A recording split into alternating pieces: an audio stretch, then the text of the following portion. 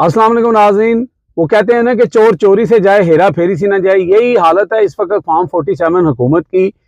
अब उन्होंने इमरान खान से एक दफ़ा फिर रिक्वेस्ट की है कि जनाब ये जो 4 तारीख को आप इस्लामाबाद डी चौक में जो एहतजाज कर रहे हैं इसको मौखर कर दें, क्योंकि पाकिस्तान में चाइना से, मलेशिया से उनके सदूर और वो सारे आ रहे हैं कॉन्फ्रेंस के अंदर, तो लिहाजा ये मुल्क के लिए अच्छा नहीं है, तो आप इसको मौखर करके आगे कर दें।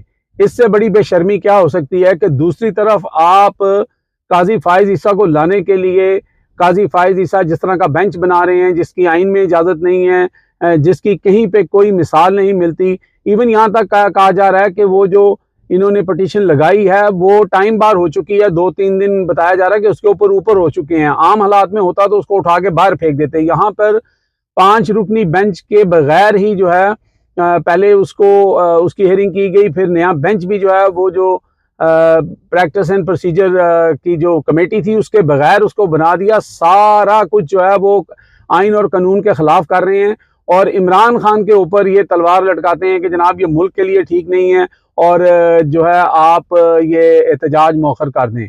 पीटीआई के तकरीबन 70 to 80% लोग जो हैं, जो रहनुमा हैं, पब्लिक तो सारी की सारी ये कह रही है कि ये बिल्कुल मौखर नहीं करना चाहिए, क्योंकि एक तरफ ये पाकिस्तान का बेड़ा गर्क कर रहे हैं, पाकिस्तान के ऊपर इस तरह का कानून और इस तरह का आइन बनाकर और लोगों के जो बुनियादी हकूक़ हैं उनको छीन रहे हैं।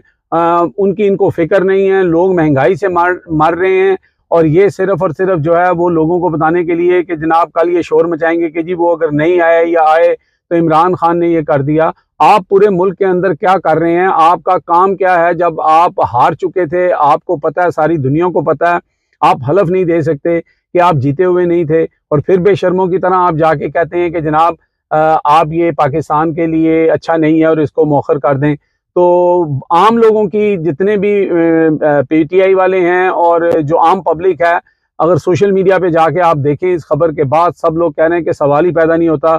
इमरान खान को बिल्कुल इस वक्त इनकी कोई बात नहीं सुननी चाहिए। और पिछली दफ़ा भी इन्होंने धोखा किया था जब इन्होंने कहा था कि आप संजानी में जलसा कर लें, और फिर जिस तरह का इन्होंने वो जलसा की इजाज़त दी थी वो भी आप लोगों के सामने है। अभी कल ही इन्होंने इमरान खान और बुशरा बीबी की जो ज़मानत की दरख्वास्तें थी उनको मनसूख किया। वो किसी लिहाज से भी मनसूख नहीं हो सकती थी, लेकिन बाय हुक एंड क्रुक करके ये मैसेज दिया कि तुम लोगों की ऐसी की तैसी, हम तुम लोगों को तुन के रखेंगे। तो इसलिए पीटीआई वाले कहते हैं कि ये जो इनके मगरमच्छ के आंसू हैं इसके ऊपर वो बिलीव नहीं करेंगे। अब तक के लिए इतने ही। देखते रहे मेरा channel hit list by Amjad Chaudhary.